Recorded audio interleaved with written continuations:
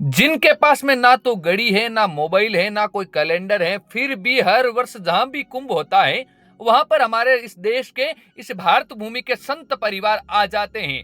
तो इस बात को एक बार मनन करें कि वो संत नहीं है, वो संत के रूप में हमारे साक्षात भगवान है। जो विश्व में कहीं पर भी कुंभ हो उस समय करोड़ों की संख्या में आ जाते हैं हमारे संत परिवार, जिनके दर्शन के लिए पूरी दुनिया तरसती है।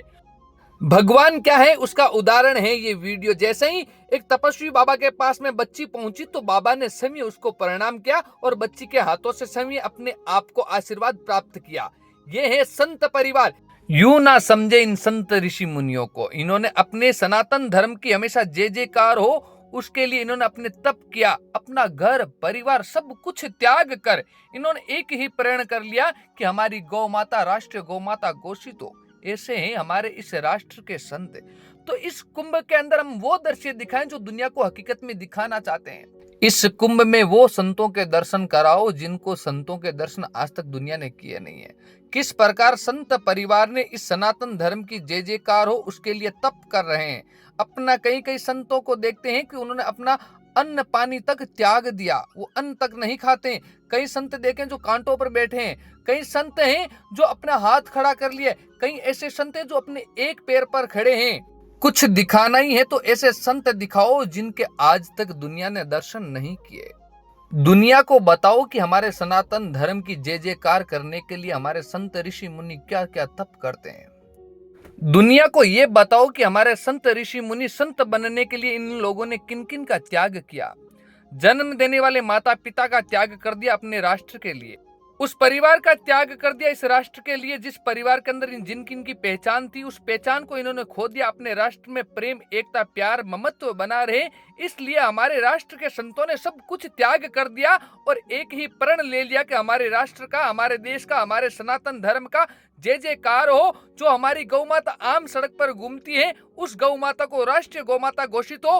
उस प्रकार से कई संत ऋषि मुनियों ने कसम खाकर अपने जीवन की यात्राएं प्रारंभ कर दी। ऐसे इस कुंभ के अंदर उन संतों के दर्शन करवाओ जिन संतों ने कई वर्षों तक अन्न का त्याग कर दिया। ये भारत की भूमि संतों की भूमि है, विद्वानों की भूमि है, तपस्याओं की भूमि है, भामाशाओं की भूमि है, कवियों की भूमि है, संगीत की भूमि है और संतों की भूमि है। जिन संतों का एक ही लक्ष्य बन गया कि हमारे सनातन धर्म की जय जयकार हो। कुंभ नाम कोई सामान्य नहीं, कई वर्षों से भरे जाने वाला मेला कुंभ है।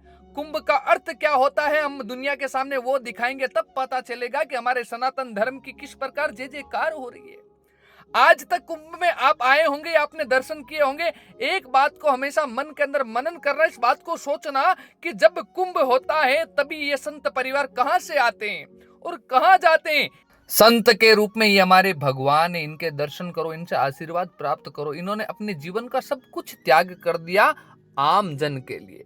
तो आओ इस कुंभ में एक कदम बढ़ाएं, ऐसे ऋषि मुनियों के दर्शन करके इस जीवन का कल्याण करें। ये वीडियो आप कहां से देख रहे हैं कमेंट करके जरूर बताएं। यदि आप जाते हैं कुंभ में तो ऐसे संतों को कभी परेशान ना करें। हमने खूब से ऐसे वीडियो देखे जिसमें जो प्रश्न पूछते हैं वो संतों को इस प्रकार प्रश्न पूछते हैं कि उनको पता ही नहीं कि हम क्या पूछना चाहते हैं। अरे आप संत ऋषि मुनियों की तपस्या को ऐसे मत समझो। इन्होंने अपने जीवन का त्याग कर दिया, इन्होंने अपने जीवन की सारी खुशियां तबाह कर दी। किस लिए? इस सनातन धर्म की जय जयकार हो, इसलिए इन्होंने अपने घर, परिवार, देश सब कुछ छोड़ दिया। सिर्फ एक ही नाम को पकड़ लिया, प्रभु का नाम, प्रभु का स्मरण, प्रभु से प्रार्थना, और जिनका मन में एक ही भाव रहता है कि हमारे सनातन धर्म की जय जयकार हो। सभी को मुद्दा मान लिया हमने अपना, पूरा राष्ट्र जानता है, पूरा भारत जानता है। जो मैंने अपने शरीर को मुद्दा मान चुका हूँ, हमारा शरीर मुद्दा ही रहोगे, सही नहीं। वही तपस्या योग चल रही है हमारी, बहुत तपस्या। मेरी गौ को राष्ट्र घोषित की जाए, राष्ट्र माता गणपति के साथ